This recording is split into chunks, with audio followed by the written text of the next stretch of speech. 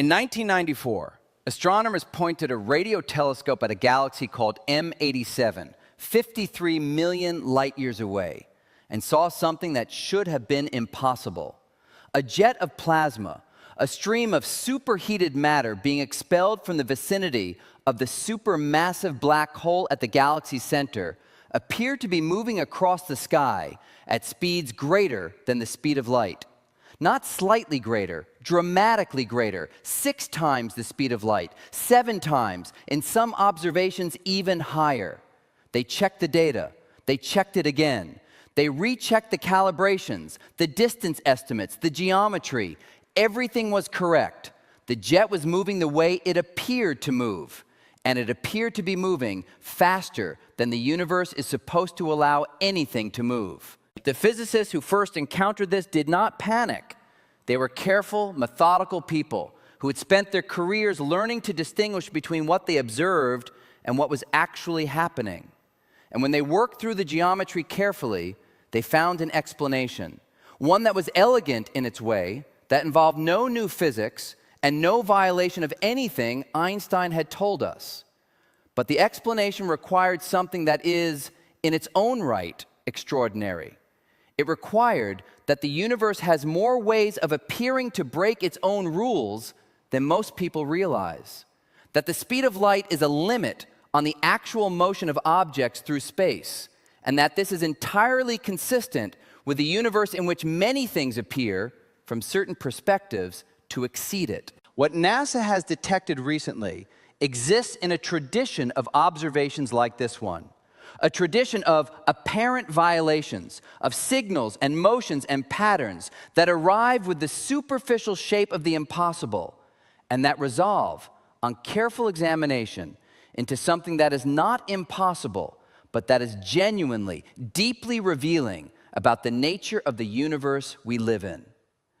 Let me take you through what is actually happening, because the true story is more interesting than the headline and more disturbing in its implications than any simple, faster-than-light claim would be. Start with the speed of light itself.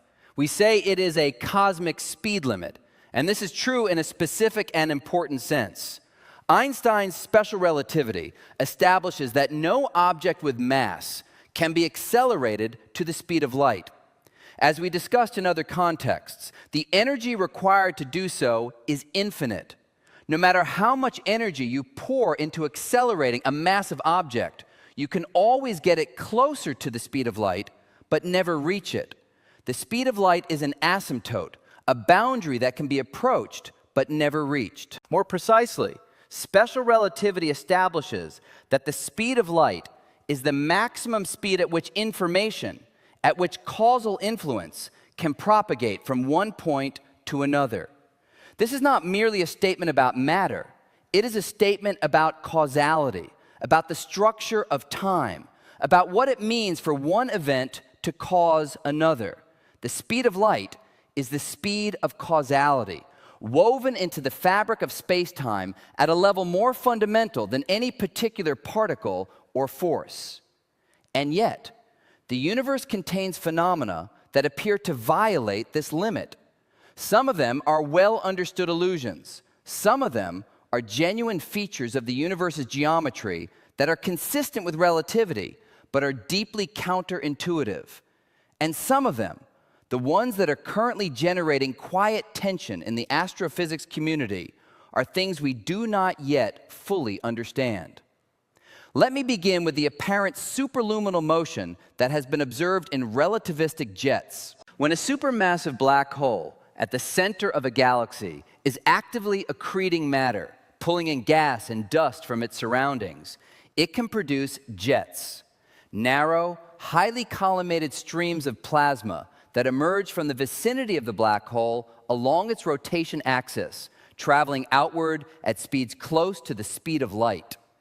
These jets are among the most energetic phenomena in the universe. They can extend for millions of light years. They accelerate particles to energies that dwarf anything our most powerful particle accelerators can achieve. When a relativistic jet happens to be pointed roughly toward Earth, when we are looking almost directly down the barrel of the jet, something strange happens with the apparent motion of the jet's components. Imagine a blob of plasma in the jet moving toward Earth at 98% of the speed of light at an angle of about 10 degrees to our line of sight. As this blob moves, it emits light continuously, but because it is moving so fast, almost keeping pace with its own light, the light it emits at different moments arrives at Earth with less separation in time than you might expect. The blob is, in a sense, chasing its own earlier emissions. The result is that when we observe the blob's motion across the sky, it appears to have moved a distance that, given the time interval we measured, would require it to be traveling faster than light. This is not a trick or an error. It is a genuine geometric effect called superluminal motion. The blob is not actually moving faster than light. Nothing about special relativity is violated, but the apparent angular motion across the sky, converted to a physical velocity using the geometry of the situation, gives a number greater than the speed of light. This effect has been observed in dozens of systems. It is well understood theoretically. It does not require new physics. But it illustrates something important, that the universe can produce phenomena that appear to an observer with incomplete information to violate the rules that we believe govern it. Now let me bring you to something less well understood. The expansion of the universe does not obey the speed of light limit in the way you might expect. The speed of light limit in special relativity applies to the motion of objects through space. It does not apply to the expansion of space itself. Space is not an object. It has no mass. The equations of general relativity that govern the expansion of the universe place no constraint on how fast space itself can expand. This means that galaxies sufficiently far from us, galaxies beyond what cosmologists call the Hubble radius, roughly 14 billion light years away, are receding from us at speeds greater than the speed of light, not because they are moving through space faster than light, but because the space between us and them is expanding so rapidly that the effective recession velocity exceeds the speed of light. You might think this would mean we can never receive light from these galaxies. In fact, the situation is more subtle. Whether we can receive light from a receding object depends not just on its current recession speed, but on the history of the expansion and on whether the object is accelerating away from us or decelerating. Some galaxies that are currently receding faster than light will eventually slow down if the expansion decelerates, and their light will reach us. Others, in an accelerating expansion driven by dark energy, will never reach us. The cosmic horizon is a real boundary in the universe. Beyond it, events are permanently causally disconnected from us. And it is not a static boundary. As dark energy drives the expansion to accelerate, the cosmic horizon is shrinking.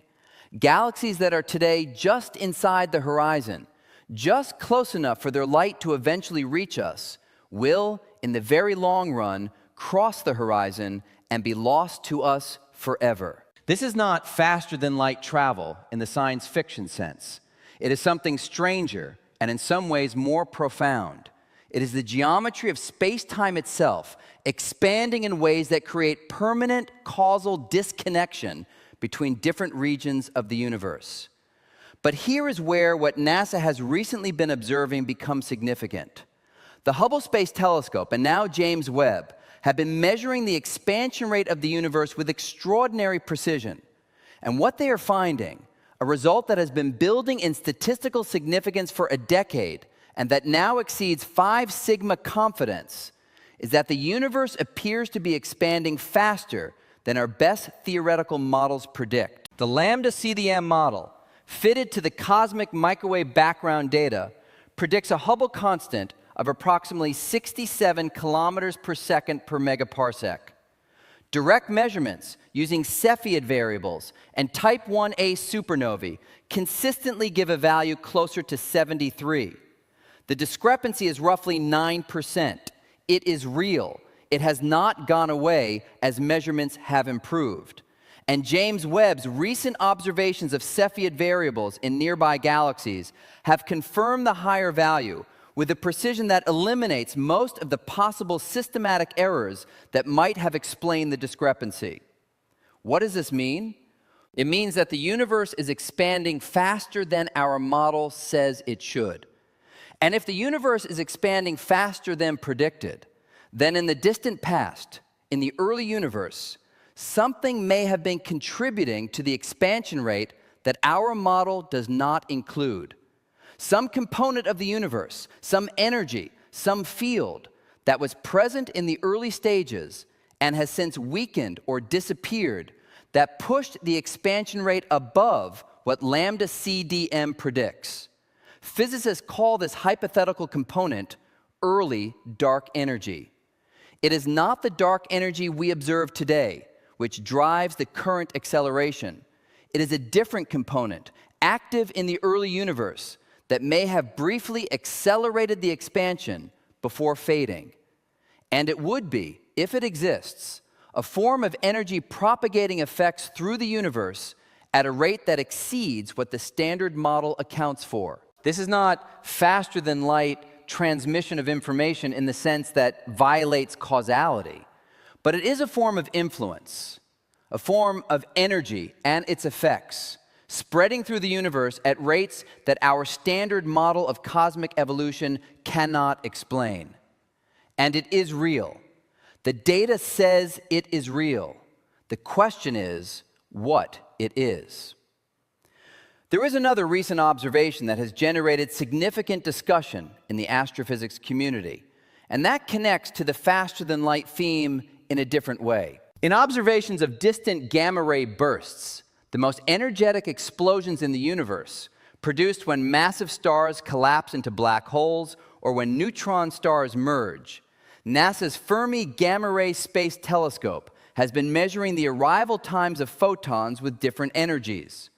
If space-time is smooth and continuous at all scales, as classical physics assumes, then photons of all energies should travel at exactly the same speed and arrive simultaneously after a journey of billions of light years. But some theoretical models of quantum gravity predict that space-time is not smooth at very small scales, that it has a granular, foamy structure at the Planck length, below which the classical notion of space-time breaks down. And if space-time has this structure, then photons of different energies should travel at very slightly different speeds because they interact with the granular structure differently. Higher energy photons might travel slightly faster or slightly slower than lower energy ones. The measurements are extraordinarily precise, and so far they have shown that high energy photons and low energy photons from the same gamma ray burst arrive at essentially the same time, to within margins that allow cosmologists to place tight limits on the size of any space-time granularity. The result is consistent with smooth space-time, but the measurements themselves are sensitive enough that if there were a systematic effect at a level above a certain threshold, we would have seen it by now. What does this mean for faster-than-light physics? It means that if there is any differential propagation speed between photons of different energies, any hint of a variation in the speed of light with energy, it is at or below the threshold of what current instruments can detect.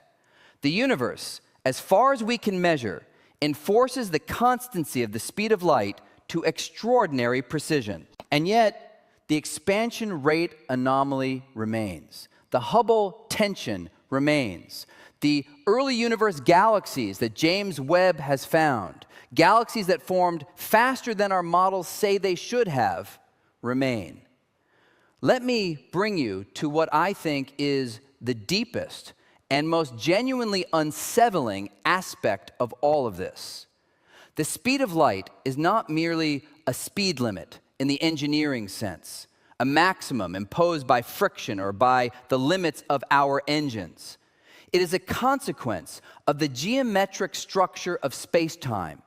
It is the ratio that connects space intervals to time intervals in the metric of special relativity. Change the speed of light, and you change the structure of space-time itself. You change what it means for events to be simultaneous. You change what it means for causes to precede effects. If the universe has been expanding at a rate that our models cannot explain, if something in the early universe was driving the expansion faster than our framework predicts, then either our framework is wrong or the universe contains components that we have not yet characterized. Either possibility is significant. The first possibility, that the framework is wrong, would require a revision to general relativity or to the initial conditions of the Big Bang at a level that goes beyond tweaking. It would require something genuinely new, a modification to gravity that behaves differently at cosmic scales than Einstein's equations predict, a form of energy that was present in the early universe and has since dissipated, a feature of the Big Bang itself that standard inflationary models do not capture. The second possibility, that the universe contains uncharacterized components, is in some ways the more tractable one, but it comes with its own implications. Because any component of the universe that drives expansion at rates faster than our model predicts is a form of energy that propagates its effects through space in a way we do not understand. And understanding how it works, how it couples to ordinary matter, how it evolves over time, why it was present in the early universe and not in the present one, requires new physics. In all of this, there is a pattern that I find both characteristic of the universe and characteristic of our relationship with it. Every time we have built an instrument precise enough to see further, to measure more carefully, to test our theories against reality at a new level of detail, we have found anomalies, discrepancies between prediction and observation, places where the theory that was working so well reaches its edges and signals that something more is needed. Newton's mechanics worked magnificently for 2 centuries until the precession of Mercury's orbit revealed a tiny discrepancy that Newtonian gravity could not explain. That discrepancy was not a measurement error, it was a signal. It pointed directly to general relativity. The ultraviolet catastrophe, the prediction of classical physics that a hot body should radiate infinite energy at short wavelengths, was an anomaly that classical physics could not explain. That anomaly pointed directly to quantum mechanics. The accelerating expansion of the universe, discovered in 1998 with supernova observations, was not predicted by any mainstream cosmological model of the time. It pointed directly to dark energy. Now we have the Hubble tension, the early massive galaxies, the early massive black holes, the expansion of the universe at rates that exceed what our best model predicts. These are not noise. They are not measurement errors. They are consistent, reproducible signals that the framework we have been using, as successful as it is missing something. NASA's observations, James Webb's images, the Hubble tension measurements, these are not discovering that the universe violates the speed of light in the sense that science fiction imagines. They are discovering something more subtle and in some ways more profound. They are finding that the universe, in its earliest moments, behaved differently than we thought. That the expansion of space itself proceeded at rates that our best model cannot account for. That the structure of the cosmos in its first billion years contained massive objects that our timeline of structure formation cannot explain. Something was happening in the early universe that we do not yet understand. Something that left its fingerprints in the distances between galaxies, in the recession velocities of the most distant objects, in the masses of the first structures to form after the Big Bang. The speed of light is not broken. Causality is not violated.